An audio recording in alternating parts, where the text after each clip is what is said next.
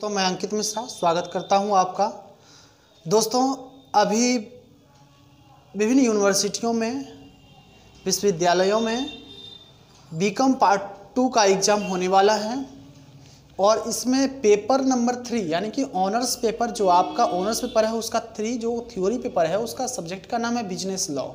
तो मैं उसके बारे में कुछ बोलने और समझाने आपको आया हूँ। तो बिजनेस लॉ व्यावसायिक संनियम नाम से एक पुस्तक है जो आपको ऑनर्स पेपर, तीसरा ऑनर्स पेपर है आपका।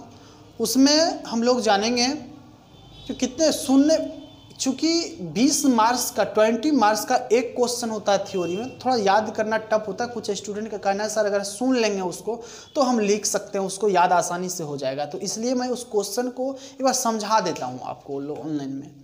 तो कुछ क्वेश्चन है जो हर टीचर का लगभग सिलेक्टेड होता है। जैसे मेरा है, पहला क्वेश्चन है उसका, निक्षेप की परिभाषा दें। निक्षेप और निक्षेप गृहीता के अधिकार और कर्तव्यों को बतावें। ठीक है, क्वेश्चन है निक्षेप की परिभाषा दें, निक्षेप की अर्थ बताएं, निक्षेप संबंधी जो भी रहेगा। तो मैं आपको निक्षेप के संबंधित बात, कुछ टॉपिक, ये चैप्टर है निक्षेप और निक्षेप गृहीता। ठीक है, ये चैप्टर क्वेश्चन, ये टॉपिक है, ये टॉपिक को समझिए, आपको एक क्वेश्चन निश्चित रूप से बन जाएगा।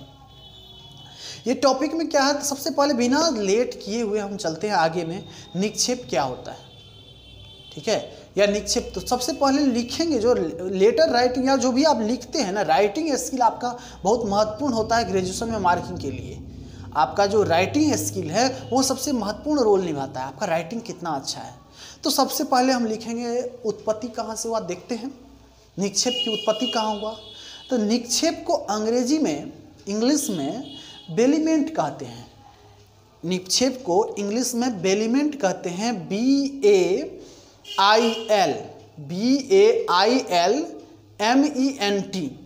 ठीक है, बेलीमेंट कहते हैं और कहा जाता है। और अंग्रेजी के जो बेलीमेंट शब्द है इसकी उत्पत्ति फ्रेंच भाषा के बेलर शब्द से हुई है। किससे हुई है? फ्रेंच भाषा के बेलर शब्द से हुई है इसकी उत्पत्ति, और जिसका अर्थ होता है सुपुर्द करना, कोई भी वस्तु किसी दूसरे को सुपुर्द करना। बेलर शब्द का फ्रेंच में क्या अर्थ होता है? सुपुर्द करना होता है, टू डिलीवर। अतः साधारण भाषा में हम कह सकते हैं कि बेलीमेंट यानी कि बेलर शब्द का अर्थ होता है अंग्रेजी सुपुर्द करना या निक्षेप, सुपुर्द कर देना, या सुपुर्दगी को निक्षेप कहते हैं। ठीक है, परंतु उसका वैधानिक भाषा में इसका कुछ अलग अर्थ होता है। क्या अर्थ होता है इसका? एक व्यक्ति द्वारा किसी दूसरे वस्तु को, एक व्यक्ति द्वारा किसी दूसरे व्यक्ति को अपना सामान सुपुर्द कर देना, ये निक्षेप कहलाता है। तो ये तो उत्पत्ति हो गया। अब इसका हम परिभाषा लिख लेंगे। तो परिभाषा आपको बुक में दिया रहता है, निक्षेप वाला चैप्टर जाके देखिएगा। तो बुक में आपको जिसके अकॉर्डिंग आसान लगे, शॉर्ट क्वेश्चन है, उसको आप याद कर लीजिएगा। एक इस परिभाषा बोले तो परिभाषा किसी के अकॉर्डिंग होता है, ये आप खुद वहां जा करके देख लेंगे। फिर अगला टॉपिक है इसका उदाहरण। एक हम उदाहरण आपको समझाते हैं, ये अगर नहीं समझ में आया निक्षेप क्या है। मान लेते हैं कि आपके यहाँ कोई पार्टी फंक्शन है, आपको क्या करना है? मान लेते हैं भोज करना है, अभी चर्चित है, भोज करना है आपको। तो पहले के समय में होता था, जब मानवता थी, इतना कलयुग अपना वर्चस्व नहीं जमाया था, मानवता था। आज से 5 साल 10 साल पहले, 20 साल पहले गांव में मानवता दिखती को मिलती है। तो उस समय भोज होता था तो गांव का ही बर्तन भाड़े पे नहीं आता था, गांव का अड़ोस पड़ोस का बर्तन को लेकर के हम लोग खाना बनाते थे, फिर उसका पहुंचा देते। ऐसा ही कुछ मान लीजिए, एक व्यक्ति है ए और दूसरा व्यक्ति है बी। ठीक है, ए है और बी है। बी यहाँ पे ए को भोज करना है, तो बी के यहाँ गया, भाई हमको बर्तन दो, फिर हमको तुमको पहुंचा देंगे। ठीक है भाई, ले जाओ। कौन बोला? बी। तो बी हो गया यहाँ पे निक्षेप और ए हो गया निक्षेप गृहीता। बोले क्यों? क्योंकि बी बर्तन किसका? तो बी का। यूज करने का राइट किसको? बी को। लेकिन यूज करने के लिए उससे किसको दिया? तो ए को। ए हो गया यहाँ पे निक्षेप गृहीता और बी हो गया निक्षेपी, यानी कि निक्षेप किया उसने, अपने सामान को दूसरे को सुपुर्द कर दिया, ये निक्षेप हुआ। और निक्षेप करना हुआ, निक्षेप किया, तो बी हो गया निक्षेपी, ए हो गया निक्षेप गृहीता, जो उसके निक्षेप को, उसके सुपुर्दगी को स्वीकार किया है, उसके बर्तन को लिया है। आई होप आप लोग समझ गए होंगे। ठीक है, अब निक्षेप और निक्षेपी का अर्थ समझ गए। अब हम जानते हैं निक्षेप का क्या अधिकार होता है, निक्षेपी का क्या अधिकार होता है और निक्षेप गृहीता का क्या अधिकार कर्तव्य होता है। थोड़ा इसके बारे में चर्चा करते हैं। अब हम लोग निक्षेपी का अधिकार देखते हैं। जैसे निक्षेपी यहाँ बी था, बी का अधिकार देखते हैं। तो बी का अधिकार है अपने सामान को, अगर कार्य समाप्त हो गया, उसका उद्देश्य पूरा हो गया, तो उसके अपने सामान को वापस पाने का अधिकार, सामान को, सुपुर्द सामान को वापस पाने का अधिकार। दूसरा है निक्षेप के अनुबंध को समाप्त करने का अधिकार। मतलब अगर मान लीजिए आप सामान ले गए तो कुछ लिखे होंगे ना, कुछ एग्रीमेंट के तौर पे, तो उसको आप समाप्त कर दीजिए अगर काम हो गया तो, ये समाप्त करने का अधिकार है। दूसरा है क्षतिपूर्ति पाने का अधिकार। ये क्षतिपूर्ति क्या, अगर आप मेरा सामान ले गए हैं, यानी कि बी का सामान ए ले गया, तो ए के द्वारा अगर कुछ नुकसान, टूट फूट गया है, नुकसान हो गया, तो वो नुकसान पाने का अधिकारी है बी। ठीक है, बी क्या करेगा, उसको पाने का हक है उसको, मेरा सामान को नुकसान पहुंचाया तुम लाओ। ठीक है, फिर दूसरा है माल में वृद्धि अगर हो जाता है तो वो देता है। अब यहाँ क्वेश्चन उठता है सर माल में, बर्तन में कौन सी वृद्धि होगा, तो वृद्धि तो बाबू नहीं होगा, लेकिन एक बात ध्यान रखो, अगर बस बर्तन है, कोई वस्तु के साथ ऐसा हो सकता है, हम गाय लिए, ए कहीं जा रहा, या बी कहीं जा रहा था, तो ए को अपना गाय सौंप के, जब भैया हम 10 दिन में आते हैं टूर करके, आप तब तक मेरा गाय को संभालिए। आप बी गया, उधर से जब आया तो गाय एक बच्चा दे दी है, तो क्या करेगा, एक बच्चा रख लेगा और गाय को वापस कर देगा, ऐसा होगा तो नहीं। तो जो वृद्धि हुआ है धनमाल का, वो वृद्धि के सहित वापस पाने का अधिकार है।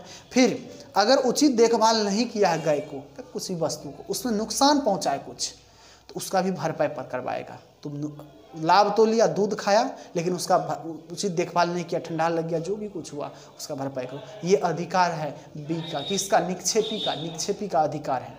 फिर निक्षेपी का कर्तव्य भी बनता है कुछ।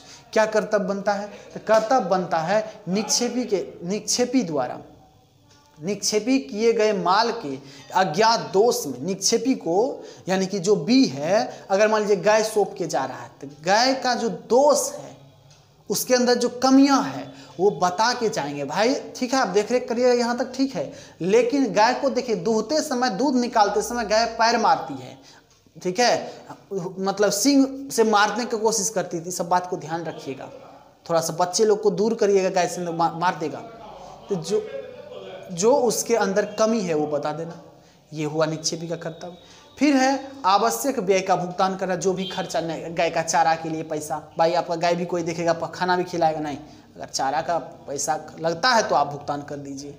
ठीक है, फिर है पूर्ण पारिश्रमिक देना, अगर आपका उचित देखभाल वो कर रहा है, वो उस हिसाब से आपके लेवल का इंसान नहीं, कुछ गरीब है, गरीब वर्ग का है, तो उसका जो उचित है देखभाल करने का कुछ व्यय खर्चा दीजिए, आपका कर्तव्य बनता है। ये सब कर्तव्य है। अब आगे जाते हैं निक्षेप गृहीता का क्या अधिकार होता है। निक्षेप गृहीता का अधिकार भी होता है कुछ। निक्षेप गृहीता का अधिकार क्या होता है, तो आवश्यक व्यय पाने का अधिकार। जो भी आप हम मान लीजिए ए को बी गाय दिया, तो ए का कर्तव्य बनता, भाई तुम्हारे गाय को हम चारा पानी देंगे, पैसा लो, उसका पैसा लो, भरपाई कौन करेगा, पैसा दो, ये अधिकार है क्षतिपूर्ति पाने का।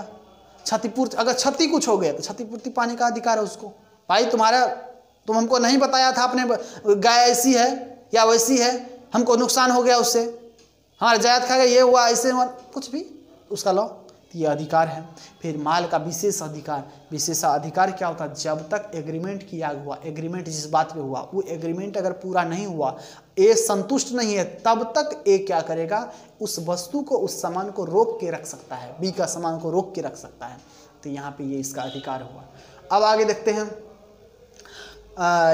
कर्तव्य इसका क्या होता है। इसका कुछ कर्तव्य बनता है। निक्षेप गृहीता क्या कर्तव्य बनता है, तो निक्षेपित माल का देखभाल करना। अगर आपको कोई माल सौंप के गया था, आप पे भरोसा है तब ना, तो उसका देखभाल करना, निक्षेपित माल का या वस्तु का देखभाल करना। भैया आपको सौंप के गया, देखभाल कर तो करना ही है, तो ये देखभाल करना हुआ। फिर अगला है इसका निक्षेप की शर्त के विरुद्ध कोई काम नहीं करना, ये कर्तव्य है। अगर कोई कंडीशन लगा हुआ है, शर्त आपका है, आप पे कोई विश्वास किया है, तो आप उसके विश्वास से हट के कोई काम ना करें, शर्त कंडीशन से हट के कोई काम ना करें। माल वापस देने का कर्तव्य। अगर आप किसी का सामान ऐसे लिए हैं कुछ दिनों के लिए, तो उचित समय के बाद उसका सामान वापस कर दीजिए। और एक और कर्तव्य है, उनके सामान को अपने सामान से मिलावट मत कीजिए, मिक्सचर मत कीजिए। हो सकता है बाद में देने में नुकसान आप ही को हो सकता है, उनको हो सकता है, किसी को, तो उसका माल को अलग ही रखें, उसकी वस्तु को अलग ही रखें। ये निक्षेप गृहीता का कर्तव्य होता है। ठीक है। फिर क्या होता है, फिर लौटाने पर में, माल लौटाने नहीं पर में, अगर आप नहीं लौटाएं तो क्षतिपूर्ति देने का कर्तव्य, अगर आप कमी हुआ, आपसे कुछ भूल चूक हुआ तो निक्षेप क्रियता यानी कि एक कर्तव्य है जो आप उसको क्षतिपूर्ति अपना मन से कीजिए, अपने तरफ से क्षति की उसके हानि को। तो दोस्तों इस हिसाब से निक्षेप क्रियता का ये अधिकार कर्तव्य था। ये निक्षेप क्रियता यानी कि ये चैप्टर है, निक्षेप नाम का चैप्टर है, उस चैप्टर का ये कंसेप्ट था, आप लोग जान लीजिए। सुन के इसको याद हो तो 1-2-3 बार इसको सुनिए, बस अपने से नोट्स बना लीजिए, अपने से लिखने की कोशिश कीजिए, बस आपका नोट्स तैयार हो गया। एक चैप्टर इस हिसाब से कंप्लीट। आशा करता हूँ आपको अच्छा लगा होगा। अगले वीडियो में मैं दूसरा चैप्टर को लेके आता हूँ। बहुत बहुत धन्यवाद।